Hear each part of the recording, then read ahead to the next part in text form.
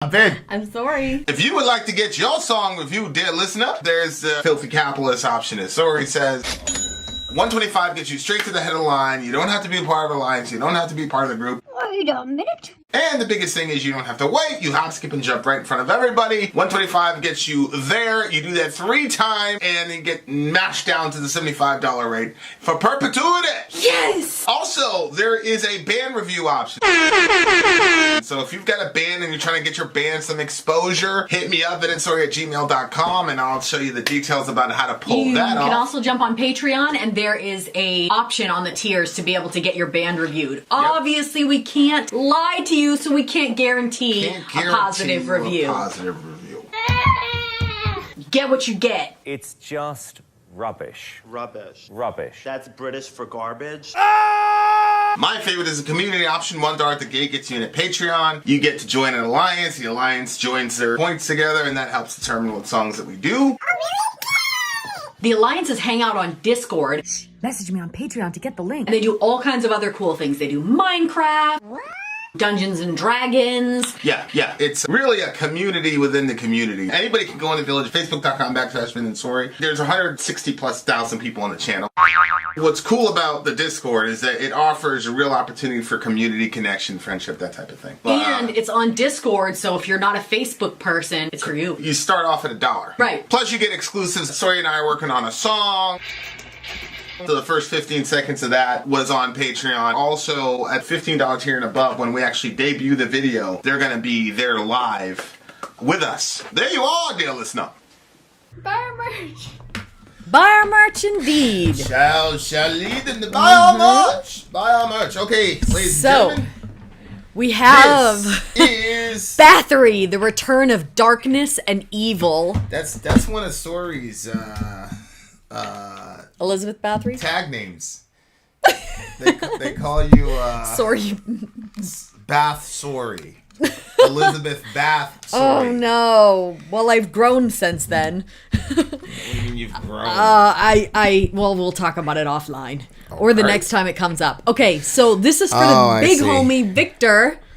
Yes. And let's see what you have for here all for the us. newcomers, we are actual Christians, so I've already sanctified this. This room. This room, because apparently this is a satanic band. Oh, the really? Return of Darkness and Evil might have been a giveaway. So here we go. Bathory, The Return of Darkness and Evil. Let's go.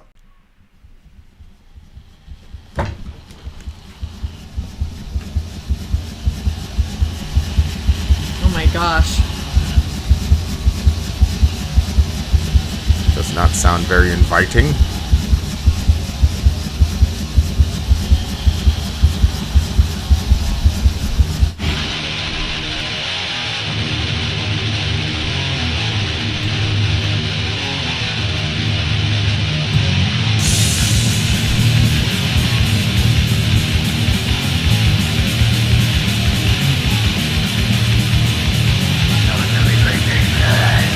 When I was in the dark, all of the dark fury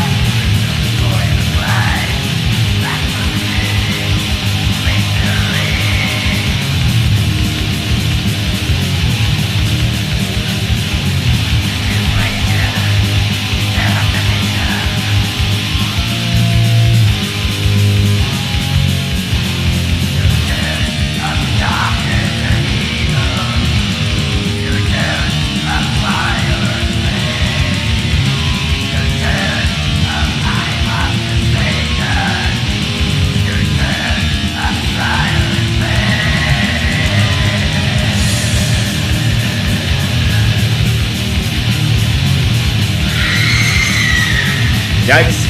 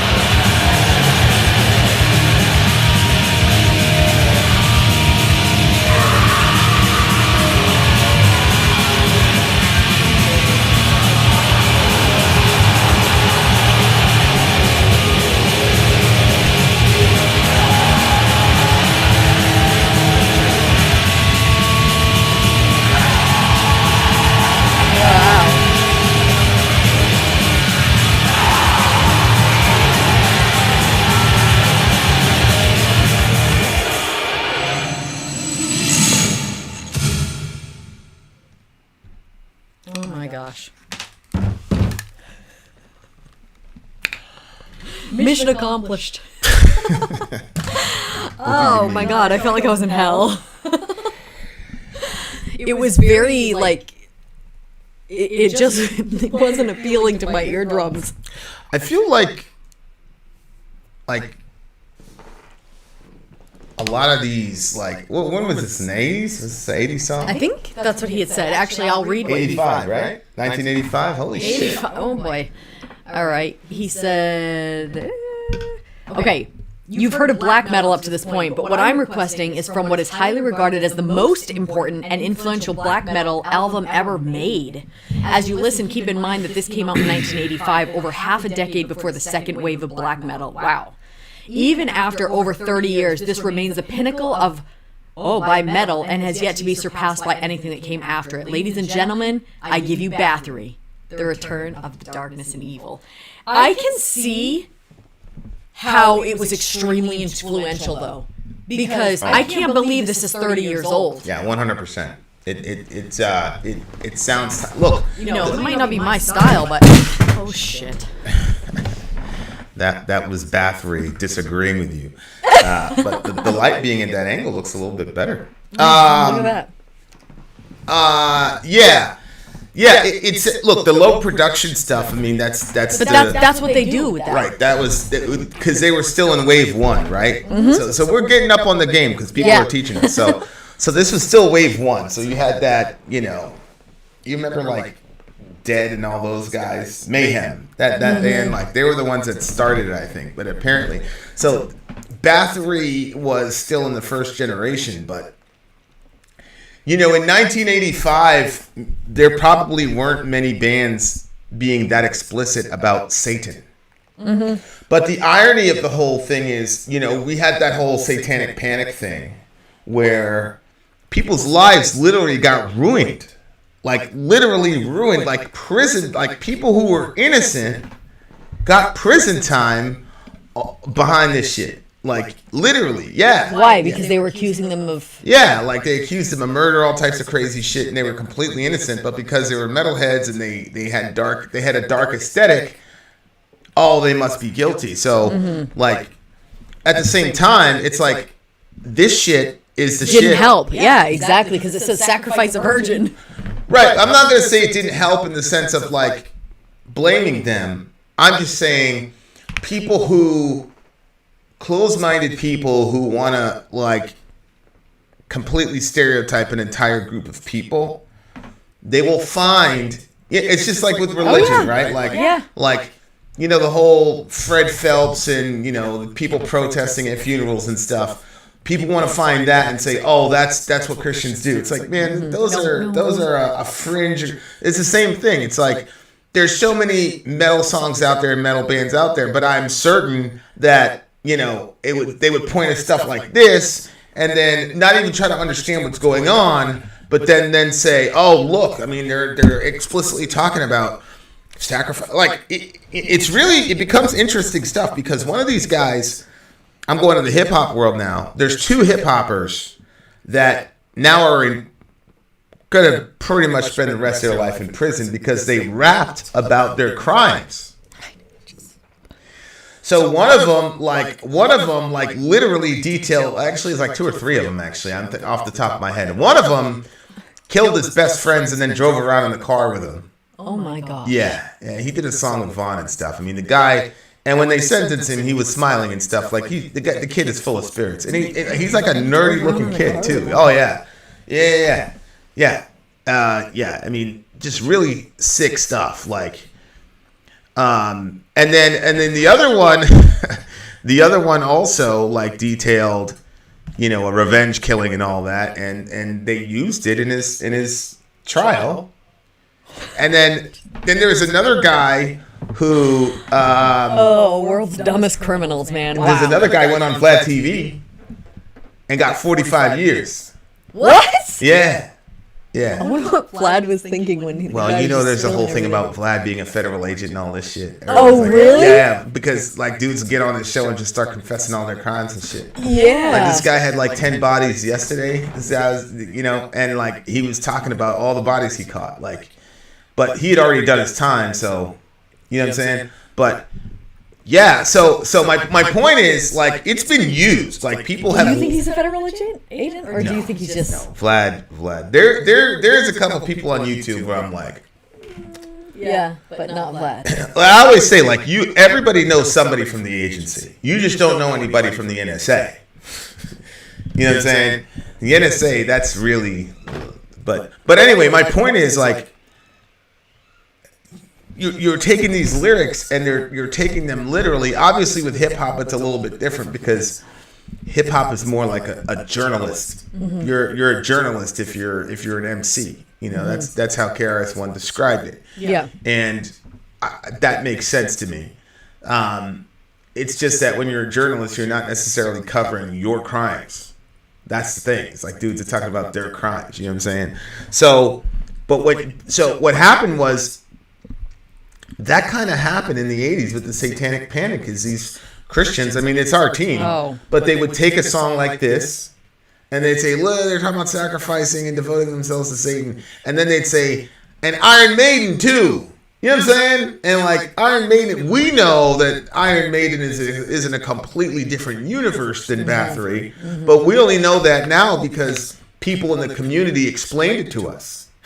No, you're right. And we've listened to literally thousands of these songs now. Oh, yeah. So we understand, okay, it's going to be lo-fi, it's going to be XYZ. I remember seeing Metallica shirts and Pink Floyd shirts and being like, ooh. They're the same. Yeah. Right. And now... With all the other, like, that they're all bad, they're all satanic, they're all bad. So like, these people took that out of context. Mm-hmm. And there's some things where, like, when you have a witch hunt...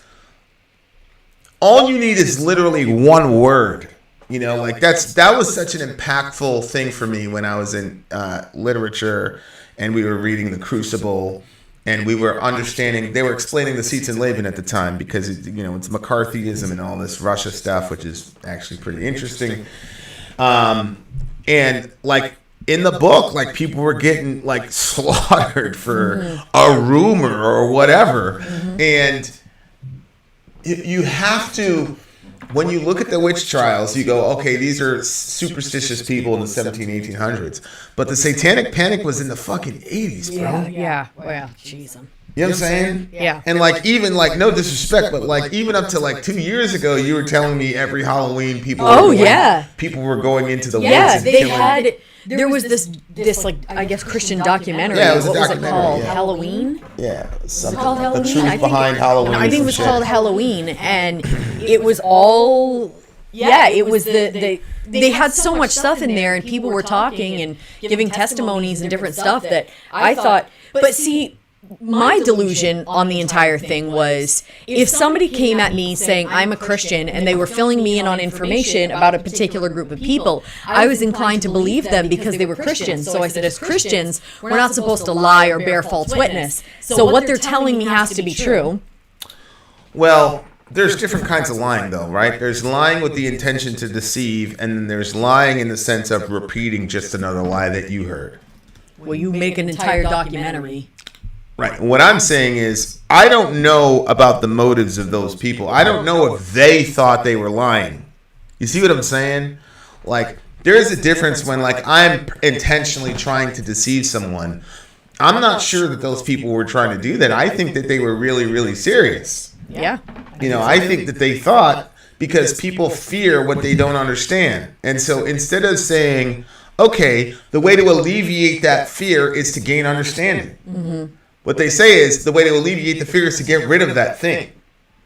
Well, that's sometimes that might be the issue. So for example, if there's some rabid dog going to attack Orion, I'm not going to think, what? You know, let me understand that rabid dog. I'm going to put that motherfucker down. But that's not what was happening. Mm-hmm. You know what I'm saying? It was just a bunch of kids that were part of a subculture that you didn't know about, that you were not familiar with, that made you uncomfortable. Mm-hmm. And you had no desire to understand those kids. You had no desire to think about who they are, why they were writing the list. Let's say they were devoted to Satan. Why? Right. What is it about Satan that was appealing to them? We're not going to try to understand these kids. We're going to construct an entire narratival superstructure around their music, and we're going to flatten them across the board. We're going to say that Korn and Pink Floyd and Metallica and Iron Maiden and Bathory, we're going to say that that's all the same thing, even though it's not. And we're not going to educate ourselves about these people, and we're just going to make their lives a living hell, and we're going to tell their parents that their kid is taking part in some crazy satanic ritual and all the rest of it. And we fucked up the lives of a lot of people, bro, on that shit, on that ignorant bullshit. Oh, yeah. Yeah. And biblically speaking, you're not supposed, to your point, you're not supposed to bear false witness, for example. Yeah. And one of the penalties in the Old Testament was that if you lied in court, whatever the penalty was that the person was going to absorb because of your lie, you would end up paying for it. Mm-hmm. And if we had that in our jurisprudence today, holy shit, people would be a lot more comfortable. I mean, a lot less comfortable spitting out all these types of destructive rumors and lies about people that really make people's lives a living hell. And it's like, you watch this shit and you're like, yeah, that's gonna make a person say, you know what, I want to be on that team.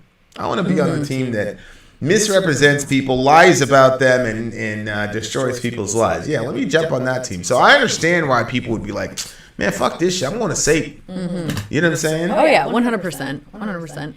With so in my past relationship, he was very much into Led Zeppelin. He wanted me to listen to that so badly. I would not listen to it because I thought it was some satanic stuff. You talking about R or the bitch? The bitch. The bitch. What's up, bitch? You're a terrible person. Don't get too funny. I'll slap the shit out of you. I'll slap the shit out of you. You know I will. Some people need to think about children more than they do. That's why you stay when I'm around, you bitch. But anyway, I wouldn't listen to Led Zeppelin with him because I thought it was like real bad. Really? I wanted him to get rid of those CDs so badly because I just felt like something demonic was going to come in my room. No joke. No joke. Something demonic was in your room. Well, yeah, it wasn't the CDs. It wasn't the CDs. You'd had a better chance. No. You'd had a better shot with the CDs, my guy. Oh my goodness gracious. Anyway, I mean, yeah. Now it's what it's called karma. Oh God. It's called karma. Unbelievable. Oh my God. It's a return of darkness and evil. It's a return of fire and flame. It's a return of my master Satan. It's a return of desire and pain. Yeah, that's one of the big things, right? About some forms of Satanism. It's about like indulging in your desire. It's almost like a hedonistic mindset. Yeah. But then they've got that clause, do what thou will and harm none, I think is the clause. Mm-hmm. So that the harm none makes it so that it puts a cap on hedonism and it creates a sort of a morality that you can still operate within. Mm-hmm. Because I think a lot of people, I think one of the tenets of at least Levain is excess rather than moderation or something like that. Oh. And it gets kind of illustrated in the conversation between Edmund and the White Witch and Lion Witch in the Wardrobe, where they have these small portions, but the White Witch keeps giving him Turkish still more and more, and he keeps eating it, and she's watching him. And the point is that her evil is displayed in that moment by feeding him beyond excess. So that was how Lewis wanted you to know she was a bad person, was because she was encouraging this lack of discipline and this excessive eating. And so it just became that became part of the idea of, you know, I am not going to moderate anything. I'm going to do everything to excess. I want to experience pleasure on 10 all the time. And so, you know, biblically speaking, a lot of people, if you take a surface, but you know, the same criticism I have for Christians when they look at the satanic folks in the 80s is the same criticism I have for modern secularists who criticize Christianity. They're just looking at the surface. Yeah. Very rarely do you see somebody say, okay, what's the rationality here? So, for example, biblical sexual mores, for example. You cannot have sex unless you're married. People go, oh, that's very restrictive. Is it? We've got 60 plus million abortions. And whether or not you're pro-life or pro-choice, everybody knows that abortion is something to be avoided. Well, why do we have 68 plus million abortions in America? It's not because of, you know, that we're restricting sexuality to marriage. That's not why, right? All the STDs. Look at what happened in the 80s around the AIDS crisis. Like, there are real, and then you know, I was reading a document, a scholarly document about hookup culture and friends with benefits and the psychological ramifications, particularly on females between 16 and 24. Yeah. And it's brutal. Yeah. You know, and that's why that practice. Remember, guys, about 3 to 5 years, well, more like 7, 8 years ago, friends with benefits was a big thing. You don't hear about that anymore because it's not sustainable for the female psyche. So there are physical, psychological, spiritual, sociological, economic, like the fact that if you have a kid outside of wedlock, economically speaking, you're already behind the 8 ball. So there are just so many factors as to that sexual more that if I sat and talked about it for 30 minutes apiece in every category, you would come away saying, okay, I don't necessarily agree with it, but I understand the logic. There's a logic. It's not just puritanical, because at the same time, the Bible is explicitly graphic about sexuality, particularly in Song of Solomon. You're commanded. You know, if you think about it, sex is the first thing you're commanded to do in the Bible. Before worship, before anything, the first commandment was be fruitful, multiply, fill the earth, and subdue it, which means have sex and have a lot of it. So, and it also says, like, you're not supposed to, like, refrain from it for long spans of time. Oh, yeah. Yeah, I mean, the Bible explicitly tells you, not on both sides, like, man, you have a physical obligation to take care of your wife, da-da-da-da-da. So the point is, once the marriage has happened, the Bible is very graphic and very hedonistic. But prior to the marriage happening, it's very puritanical, and there's a reason for that. The psychological, sociological, economic, and all the other implications to sexuality. So this whole thing about I'm going to experience as much pleasure as I can, in my mind, is a major flaw in that philosophy because it's childish. Only children think like that. And it's also not sustainable in the sense that if you experience the height of pleasure all the time, you cannot experience the height of pleasure. Correct. And that's the paradox of life, is because your senses have limits, and you can literally fry all of those receptors, you know. So and it happens, and that's why you see this pattern of, you know, the ascent of the rock star and then the descent of the rock star, because they've blown out their pleasure receptacles and they're trying as hard as they can to repeat that feeling, and they can't, because the human body was never created to ingest pleasure 24 hours a day, 7 days a week. So you've blown out those receptors and you're trying to get that feeling. You can't. They end up dying. So there are a lot of really good rational reasons for mitigating excess. And that's always been my, particularly LaVeyan, you know, like the harm none thing is great. The problem is that if you live a hedonistic lifestyle, you are by necessity going to harm someone. That's just a fact. Because, as I said, if you want to maintain, and that someone most of the time is yourself. That's the whole thing, is like, do what thou will and harm none. Well, you are one of the none. Okay, well, yeah, but you can't live completely selfishly all the time without it affecting other people. Oh, I agree. I'm saying the first victim is yourself, but I agree. First victim, yeah. Okay. I completely agree with you. And, you know, So I just think that I think that's a weakness of that philosophy. But I think that philosophy is born out of an overreaction to a caricatured version of Christianity, where people look at pleasure as something unspiritual. There are Christians that put a primer on religious misery.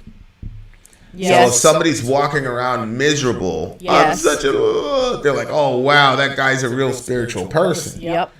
And so if I'm looking at that and I go, well, shit, man, these people over there, they're moping around all the time, but these people over here are having fun. Well, I want to go with the people who are fun. Why would I go with the people who are moping all the time? So to me, that's kind of like the you know, and if you're one of these Christians and you're sour all the time, you're mopey all the time. Oh, I'm such a terrible sinner, and I have such a love for God's holiness that you know, that's I'm walking around like Eeyore all the time. Like, that doesn't work, bro. I saw those people that was crying in Nehemiah because they heard about all their sins because they hadn't seen their Bible in a long time. So when they opened the Bible and then they compared their lives to the Bible, they said, holy shit, we're terrible. So the entire congregation started crying. And then Nehemiah and the rest of them said, be quiet, stop crying. This is a day holy to the Lord. So the holiness of the moment made crying inappropriate. But they were crying over their sin, which is what a lot of the, especially Reformed people, they love that shit. They love seeing people cry over their sin. And Nehemiah was like, if you keep doing that, you're sinning against God's holiness. And then he says, the joy of the Lord is your strength. That's where that term came from. Oh, wow. So in a holy moment of repentance, crying and feeling sorry for yourself and sorry about your sin is actually an affront to God's holiness. What you're supposed to do is celebrate. That's what the text says. That's interesting. I didn't say that. The text said that. So, you know, and look, if people could see a celebratory Christianity, I'm not saying that we'd have a bunch of people be Christians all, but it would change something. It would change people's perspective. Yeah. You know what I'm saying? Of course it would.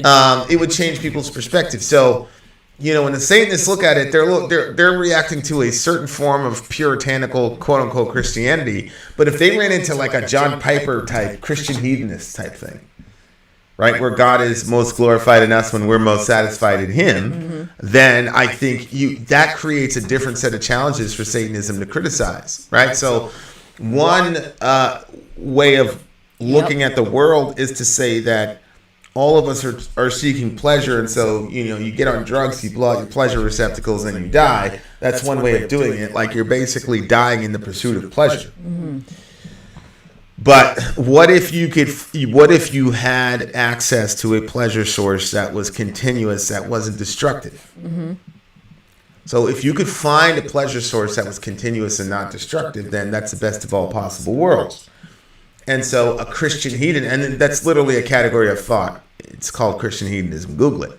Christian hedonism says, yeah, if you feed on God, and if God is your primary source of joy, then you're going to have an influx of joy without any of the deleterious effects. And on top of that, it transforms you into a better person. Because the happier you are, the more inclined you are to be generous, the more inclined you are to forgive people, et cetera, et cetera. The more miserable you are, the more you're inclined toward pettiness and all the other bullshit. So it's not as simple as saying Satanists love pleasure and Christians love discipline. Like, it appears to me that that's the dichotomy that these lyrics are making. And I think that we're all a lot more complicated than that. So that's what I say. I would agree with that. Good song though. Good song as far as where it stands in the metal library. What do you give it? So for me, it's like a 6 because I'm not really a fan, but I have to raise the score because of where it is placed in the metal timeline. So I think I'm gonna have to go with probably like a 9.6. Because it definitely seems like it's an influential song, being that it was from 1985. I agree. 9.6 is right where I am as well. There you are, dear listener. The moral of the story is wait till you're married to have sex, and then when you do, have lots of it. Vin out. Thank you, Victor. Sori out. Gone.